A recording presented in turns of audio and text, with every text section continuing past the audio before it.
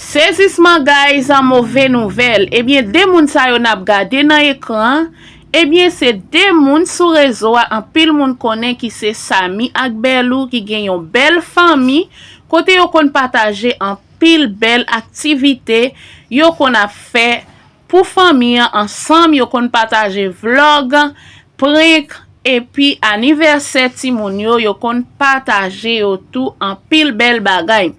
Guys, en journée jodi a problème mette pied nan famille ça. Mes amis, saisissement mauvais nouvelle.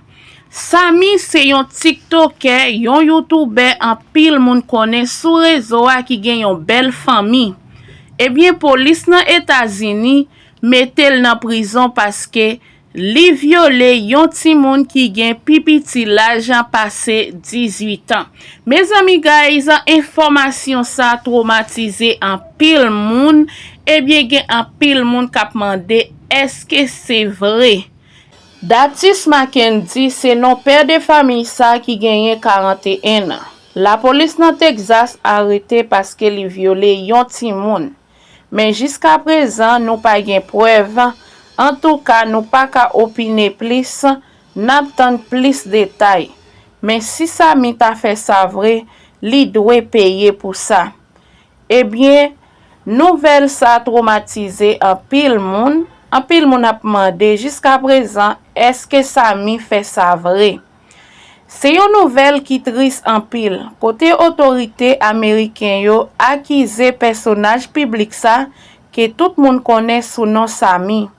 Comme moun qui t'a fait agression sur yon ti moun. Pour moment, li yon côté pour machine pas frapper. En tout cas, moi pas trop confortable avec vidéo ça. Ou doué à l'aise avec ti moun mais ak yon limite. Mene petit tout dans Victoria Secret, al gade ti sous-vêtement la pachete. Moi juste honte. Ça c'est avis pam. Ça c'est déclaration ti cause ak lin. Li fait connaît ou doué à l'aise ak petit tout mais ak yon limite. Mes amis guys, mauvaise nouvelle ça choqué en pile moun sous internet là parce que pour Jean yo wè Sami à l'aise avec petit li. Demoiselle là c'est petite cousine madame Sami lié. Moi connais moun sa yo bien. Demoiselle là fin gen 18 ans. Li fait aller dans collège. Li pa petite biologique Sami. Mais monsieur méchant en pile s'il ta vérité. Comme ici ou innocent, tout temps pour juger. Si c'est vrai monsieur supposé payer conséquences là, va ka bon à payer. Moment là Sami apprend en pile bois calé sous internet là. Depuis yo arrêté yon moun nan yon saleté, haïtien toujours a demandé est-ce que c'est vrai.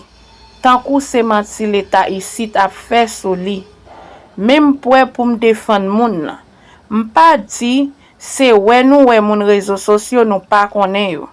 Gen en pile cas déjà que volé pédophile sous réseaux sociaux n'a gade là.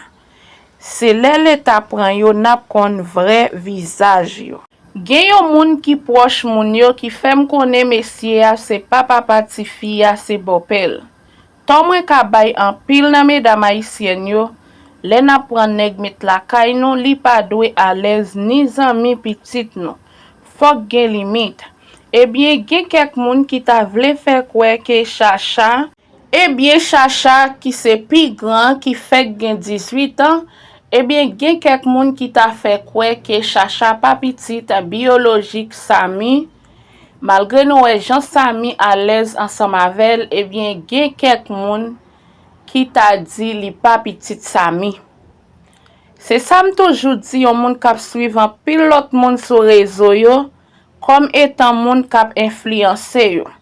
En pile fois image yap van yo, post yap fait yo, ça yap dit à 90% pas jamais refléter réalité yo. Ça fait garder yon moun kap pran moun réseaux sociaux kap parler pran pose bon moun yo pour sérieux. Green heure kek moun en pile moun chita ap fait comparer relation yo ak relation moun réseau. Guys, bagay Sami fait mal en pile. Ti moun kon y a telman entrave e bay manti pou yo al jwen jen gason. En tout ka, map suive, mpa ta souhaite livre.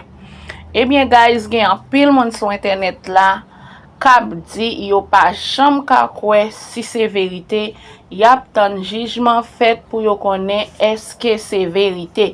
Ebyen an pil moun ap di, ebyen se sou chacha, Sami ta fe aksyon sa, men informasyon kap sirkile sou internet la pa di ki es nan ti moun yo. Se la nap mette fin bay avi pon espas komante di ki sa ou panse e abone ak chanel la. Merci paske ou te pran tan ou te gade video sa. Si ou reme travay nap fe a, bay video sa yon like e abone ak chanel la, patajel avek yon lot zami ou pou rete konekte avek nou.